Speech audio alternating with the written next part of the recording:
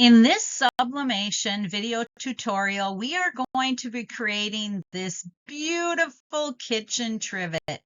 This is the glass cutting board that we are going to be using. I picked this up at the Dollar Tree, and as you can see, it's got some little feet on it, so I'm going to be removing those feet first.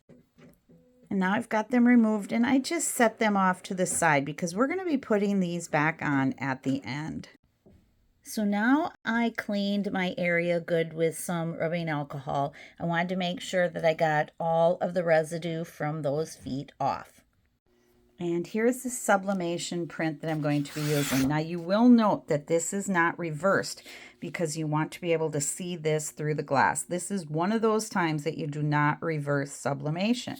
So now we are going to be putting our lamination sheet on the flat side, not on the rough side, but on the flat side, and that's the side that I took the feet off of.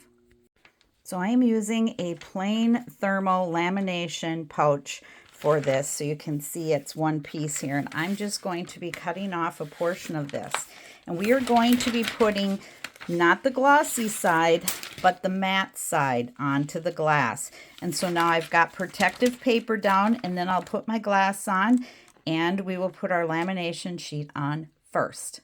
So I'm going to be using the HTV Ront Auto Heat Press 2, so I have that heating up to 385 degrees. And we're only going to be pressing this for 15 seconds. So the lamination pouch, the thermal lamination sheet, is only going to be pressed for 15 seconds. So I've added a little heat-resistant tape onto the thermal lamination sheet, and now I'm adding my Teflon sheet, and I'm going to press this 385 degrees for 15 seconds. So here it is after the 15 seconds. Now I'm going to let this cool down a bit, and then I'm going to lay my sublimation image on top. So now I have my image in place, and I taped it onto the side of the paper.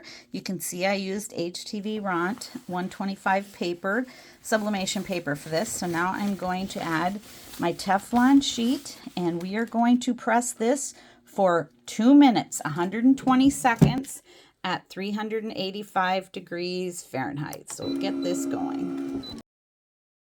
And here it is right after the press. It turned out very vivid and clear. I pulled it off of the protective paper and I flipped it over here on a pressing mat to cool down. But now you can see that it shows through on the cutting board and it is the right direction. So I trimmed the edges with my X-Acto knife and I put the feet back on, and so now it's ready to go.